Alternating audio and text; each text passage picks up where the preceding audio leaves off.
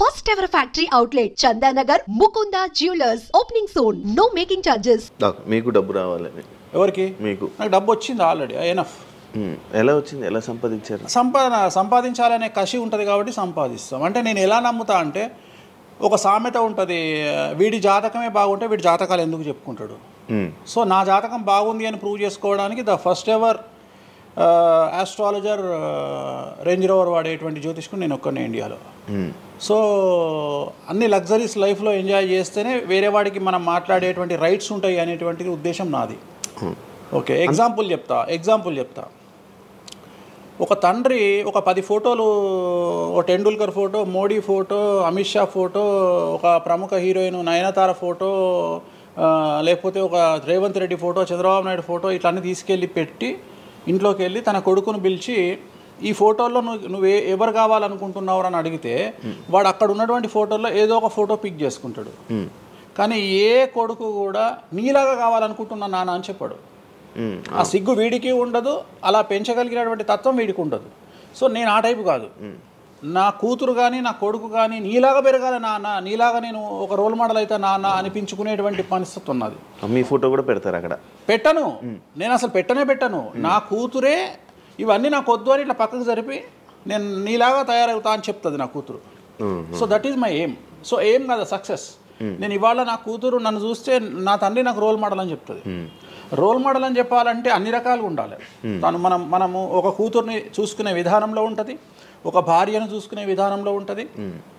అలాగే సామాజికంగా మనం మన కూతురికి ఏమి ఇస్తున్నామో, కొడుకుకి ఏమి ఇస్తున్నాము, సమాజంలోకి వాళ్ళని ఎట్లా వదులుతున్నాము అనేటువంటిది కూడా అది ముఖ్యమైనటువంటి విషయం. సో ఇవన్నిటికీ సంసిద్ధతను వ్యక్తం చేయాల్సినటువంటి పరిస్థితి, వీటిని తయారు చేయాల్సినటువంటి పరిస్థితి నా మీద ఉంటుంది. సో నన్ను ఫస్ట్ ఎవరు కూడా క్వశ్చన్ చేయడానికి వీలు లేదు. అంటే నా దగ్గరకు వచ్చేవాడు, వేణుస్వామి నీ జాతకం బాగుంటే నువ్వు జాతకాలు ఎందుకు చెప్పుకుంటావు.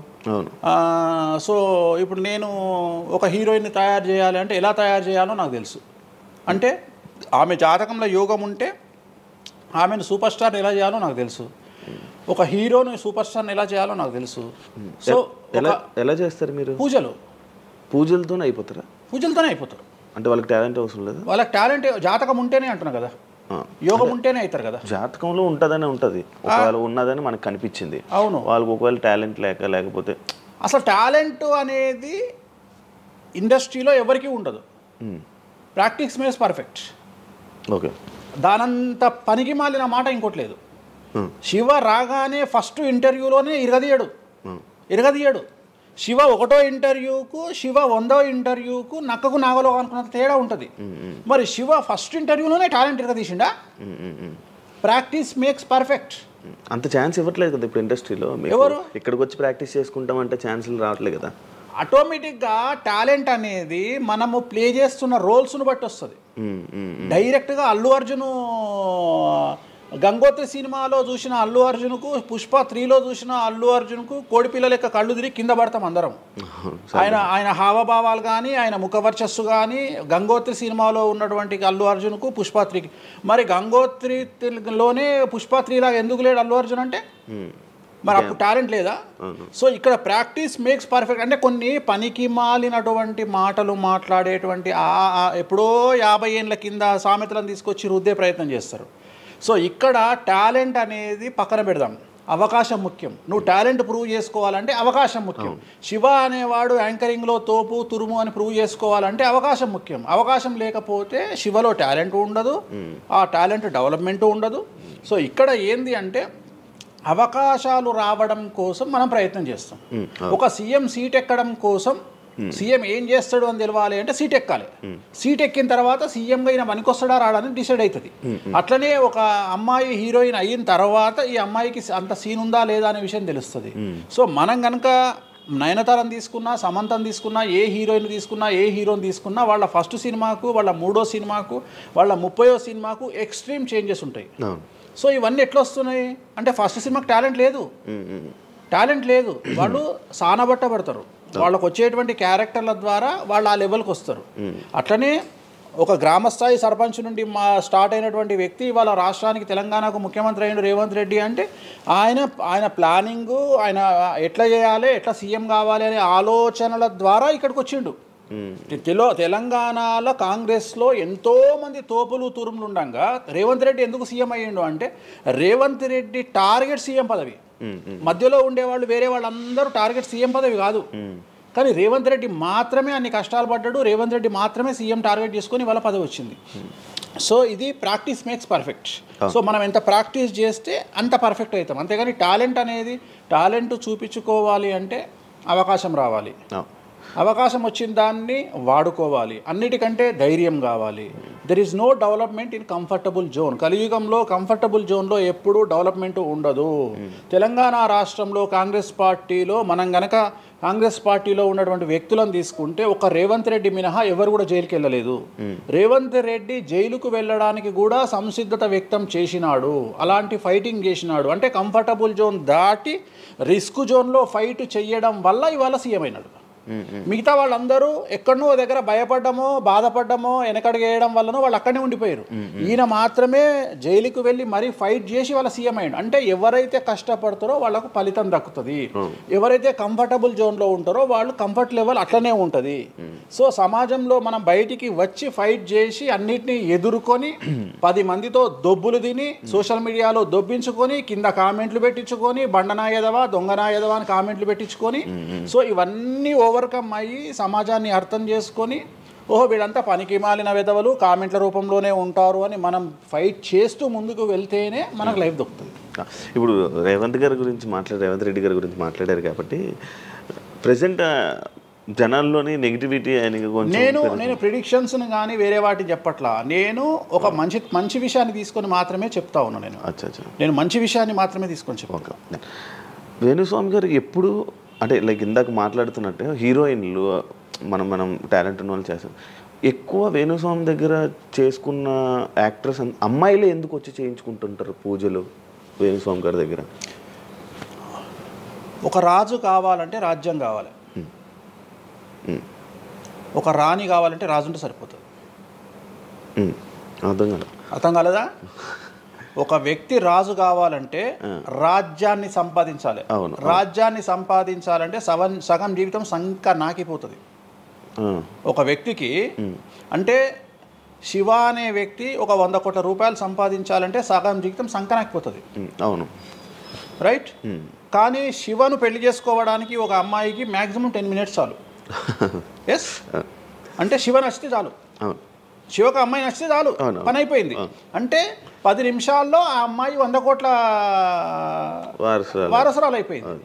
అలాగే 100 కోట్ల అధిపతి కూడా తనకు దక్కిండు. సో అమ్మాయిల డెవలప్మెంట్ అనేది ఎక్స్ట్రీమ్గా ఉంటుంది. ఉదాహరణ, ఒక ఇంటర్వ్యూకు 10 మంది అమ్మాయిలు 3 అబ్బాయిలు వస్తే ఈ 10 మంది అమ్మాయిల ఇంటర్వ్యూలు అయిపోయినాక వీళ్ళు సెలెక్ట్ కాకపోతే వాడి అదృష్టం మహాసుడిగా ఉంటే వాడు వస్తాడు సీన్లోకి. అంతే తప్ప 99% వీడు ఇక్కడనే కథం అయిపోతారు అమ్మాయిల దగ్గరనే. వాడికి అంత అవకాశం ఉండదు. సో కలియుగం అనేది 2002 తర్వాత షిఫ్ట్ అయింది. ఒకప్పుడు ఆడవాళ్ళకి అవకాశాలు తక్కువ, మగవాళ్ళకి ఎక్కువ. ఇప్పుడు టోటల్ రివర్స్ అయింది. ఏంటంటే 95% అవకాశాలు అమ్మాయిలకే ఉంటాయి, ఒక 5% మాత్రమే అబ్బాయిలకు ఉంటాయి. అందుకే అబ్బాయిలందరూ ఇప్పుడు అమ్మాయిలా మారిపోతున్నారు అంటారా? బెస్ట్ కదా. ఇప్పుడు మొత్తం జెండర్ అంతా మారిపోయింది. కారణం ఏంటంటే అమ్మాయిలకు ఉండేటువంటి వెసులుబాటు అబ్బాయిలకు ఉండదు. నేను అదే చెప్తున్నా. ఇప్పుడు మగవాడు కష్టపడి పైకి రావడానికి చాలా టైం తీసుకుంటుంది, ఆడవాళ్ళు పైకి రావడానికి చాలా ఈజీగా పైకి వస్తారు. నేను అనేది ఏంటంటే వాళ్ళ కష్టముతో పాటు వాళ్ళ గ్లామర్ వాళ్ళకు తోడవుతుంది. అవును, ఇప్పుడు మీరు ఏ పాయింట్ చెప్పారో అర్థమైంది. ఇప్పుడు అమ్మాయిలకి ఎలాగో అవకాశాలు ఉన్నాయి కదా, మరి ఆల్రెడీ వాళ్ళకి ఎలాగో అవకాశాలు వస్తాయి కాబట్టి మరి మీరు వాళ్ళని ఎందుకు అమ్మాయిలనే చూడడం? అంటే రాని వాళ్ళకు నేను చూస్తున్నా. ఇప్పుడు వచ్చిన వాళ్ళు నా దగ్గరికి రారు కదా. ఇప్పుడు కరోనా వస్తేనే హాస్పిటల్కి పోతాడు, కానీ కరోనా రాకముందు పండుకోడు కదా హాస్పిటల్లో. సో అట్లనే వేణుస్వామితో పని ఉంటేనే వస్తారు. రెండవది, అమ్మాయిలకు ఉండే వెసులుబాటు ఏంటంటే అబ్బాయిలు కూడా చేసుకుంటారు నా దగ్గర, కానీ అబ్బాయిల డెవలప్మెంట్ అనేది చాలా తక్కువగా ఉంటుంది. ఉదాహరణ, నా దగ్గరికి వచ్చే అమ్మాయిలు ఓన్లీ సినిమా కోసం రారు. చాలామందికి తెలియదు ఈ విషయం. అంటే చాలామంది ఏమనుకుంటారంటే వేణుస్వామి దగ్గరికి వచ్చే అమ్మాయిలు సినిమా కోసమే వస్తారు, రారు. నా దగ్గరికి వచ్చే అమ్మాయిలు ఒక రాజకీయ నాయకురాలిగా వక్తగా కావాలని వస్తారు. సో పొలిటీషియన్ కావాలని వస్తారు. అన్నిటికంటే ఎంటర్ప్రెన్యూర్ కావాలని వస్తారు. ఒక బోటికో లేకపోతే ఒక గోల్డ్ షాపో ఏదో పెట్టుకొని బిజినెస్ కోసం వస్తారు. సో నా దగ్గరకు వచ్చేటువంటి వాళ్ళల్లో 10 మందిలో 1-2 సినిమా ఇండస్ట్రీకి సంబంధించిన వాళ్ళు వస్తారు. 8 మంది వేరే వేరే వేరే వేరే వ్యాపారాలకు సంబంధించి చాలా ఉన్నాయి. ఇప్పుడు లైసెన్సింగ్ చేసేవాళ్ళు ఉన్నారు, చాలామంది తెలియదు. ఇప్పుడు ఢిల్లీలో లైసెన్సింగ్ చేసేవాళ్ళు 100 మంది అమ్మాయిలు ఉన్నారు నాకు తెలిసిన వాళ్ళు. అంటే పెద్ద పెద్ద కాంట్రాక్ట్లు ఇప్పించేవాళ్ళు, పెద్ద పెద్ద వాళ్ళు. సో అలాంటి వాళ్ళు నా దగ్గరికి ఎక్కువగా వస్తారు. అంటే నా దగ్గరికి వచ్చేవాళ్ళు ఈ ఉద్యోగాలు చేసుకునే వాళ్ళు, ఇలాంటి వాళ్ళు రారు. నేనేమంటానంటే job is a biggest scam in the world. ప్రపంచంలో ఉద్యోగం అనేది అతిపెద్ద స్కామ్. సో దాన్ని ఇప్పుడు ఒక కోతి ఉంది, ఆ కోతికి మీరు డజన్ అట్టిపళ్ళు ఇవ్వండి, ఒక 2000 రూపాయలు ఇవ్వండి, అది డజన్ అట్టిపళ్ళే తీసుకుంటుంది. కానీ ఈ 2000 రూపాయలతోటి నేను ఒక 10 గెలలు కొనుక్కుంటాననే నాలెడ్జ్ దానికి లేదు. అంటే ఒక రకంగా జాబ్ అనేది ఇచ్చి ఆ వ్యక్తిని మనం మోసం చేయడం. సో జాబ్కి అలవాటు అయిపోయిన వాడు కంఫర్టబుల్ జోన్లోకి వెళ్ళిపోతాడు. సో నేనేం చెప్తా అంటే ఆ జాబు నుండి మనమే 100 జాబులు ఇచ్చే స్థాయికి ఎదగాలి అనే కసి ఉండి అక్కడికి వెళ్ళాలి. ఆ కసి ఉంటేనే పని లేదు. కలియుగంలో కష్టపడి అనే మాట మాట్లాడితే దానంత దరిద్రం ఇంకోటి లేదు. ప్రపంచంలో అతి పెద్దగా ఎక్కువగా కష్టపడేది గాడిది. అది ఈ పాటికి ఎక్కడో ఉండాలి, అది లేదు. రైట్. సో మనం కష్టపడడం కాదు, బ్రెయిన్తో పని చేయాలి. కష్టంతో పాటు బుర్ర ఉండాలి. కష్టం అనేది పనిచేయదు. నేనేమంటున్నానంటే ఈ ప్రపంచంలో బాగా కష్టపడేటువంటి మనిషి డ్రైనేజీలోకి దిగి పనిచేసేటువంటి సేవకుడు. సో ఆయన పడే కష్టానికి పర్ డే 10 లక్షలు ఇచ్చినా తక్కువనే. కానీ మనం ఆయనకి అట్లా ఇవ్వట్లా. అంటే ఇక్కడ బ్రెయిన్తో పనిచేసే వాడికే డబ్బు మిగులుతుంది. నేను మాట్లాడేది బ్రెయిన్తో. కానీ అమ్మాయిలకు బ్రెయిన్ కంటే కూడా వాళ్ళ అందముతో పనిచేస్తే డబ్బులు దొరుకుతాయి.